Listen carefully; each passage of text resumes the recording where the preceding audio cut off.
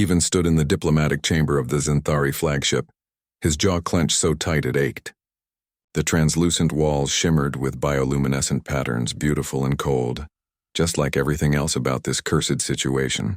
24 years old, fresh out of the Terran Defense Academy, and here he was, a bargaining chip in an interstellar treaty he had no say in.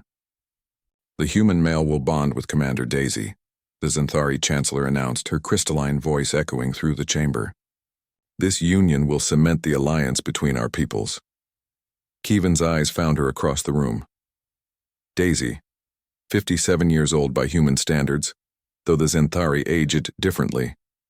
She stood with military precision, her iridescent skin shifting between shades of deep violet and silver. Her forearms were crossed in what he'd learned was a gesture of reluctant acceptance.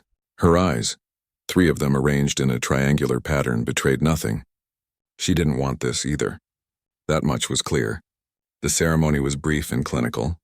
No vows of love, no promises of devotion, just genetic compatibility scans, diplomatic signatures, and the cold press of a bonding crystal against both their temples. When it was done, Kevin was led to their assigned quarters on the Zenthari homeworld. A decision made by politicians light years away who cared nothing for the 2 lives they'd just chained together. The first week was silence. Daisy occupied the eastern wing of their dwelling, Kevin the western. They met only at mandatory diplomatic functions, standing side by side like statues, playing their parts perfectly. She was a decorated war commander who'd saved 3 colonies from the Krithak invasion. He was a nobody handed over like currency, but the Zenthari had customs, expectations. On the 8th day, Daisy entered his quarters unannounced. Kevin looked up from his datapad, defensive walls already rising. "We need to talk," she said in perfect English, her voice deeper than he expected, carrying the weight of decades. "Do we?" Kevin replied, unable to keep the bitterness from his tone. Daisy's central eye narrowed. "I did not choose this either, human. I'm 57 years old. I have commanded fleets. I have buried comrades, and now I am bound to a child who looks at me with resentment." "I'm not a child," Kevin snapped, standing, "and I'm not some trophy husband for your collection." "Good." She moved closer, and Kevin noticed scarring along her lower left arm, battle wounds that hadn't healed cleanly. "Because I do not need a trophy. If we must endure this, then let us not be enemies." Something in her tone made him pause. Exhaustion. The same exhaustion he felt. They were both prisoners of circumstance. "Then what do you suggest?" he asked quietly. "Honesty," Daisy said simply. "And perhaps time." Time revealed truths neither expected. Daisy was not the cold warrior princess the propaganda portrayed. She woke screaming from nightmares of battles lost, of soldiers she couldn't save. She bore the weight of command like armor she could never remove. And when Kevin found her one night in the garden staring at Earth's distant star, he saw not his captor but someone profoundly, achingly lonely. "Do you miss it?" she asked without looking at him. "Every day," Kevin admitted, sitting beside her.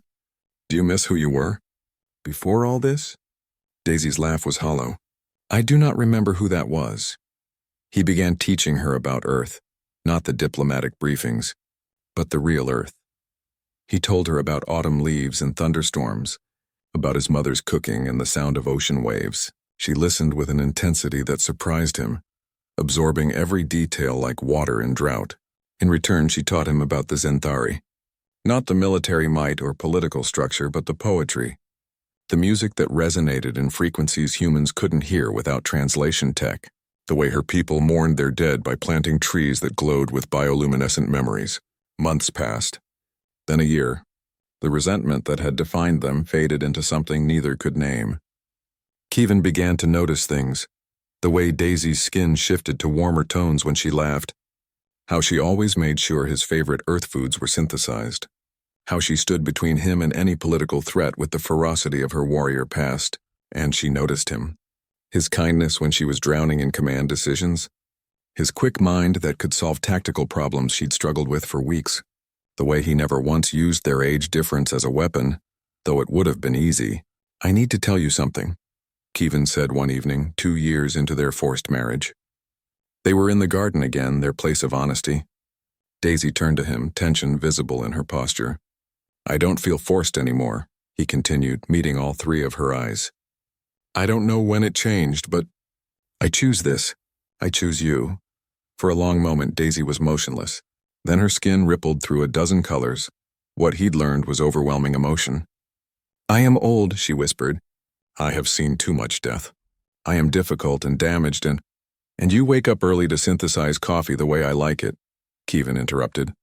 And you've protected me from political sharks who wanted to use me. And you listen to my stories about Earth like they're precious. And you're the bravest person I've ever known. I am 33 years your senior. I don't care. He reached out, and she took his hand with one of hers, the touch electric. Age is just time, Daisy, and we make our own time now. She pulled him close, all four arms wrapping around him, and for the first time since the ceremony, she trembled. I choose you too, she said against his shoulder. My impossible, stubborn human. The galaxy had forced them together, but they chose to stay. And in a universe of cold politics and calculated alliances, that choice became their rebellion, their triumph, and ultimately, their love. Years later, when other species asked about the humans-Anthari alliance that changed the political landscape, they pointed to treaties and trade agreements. But those who knew the truth understood it differently. It was never about the alliance. It was about two prisoners who became partners. Two wounded souls who chose each other when no one expected anything but duty. Humanity, fuck yeah. And sometimes so was love.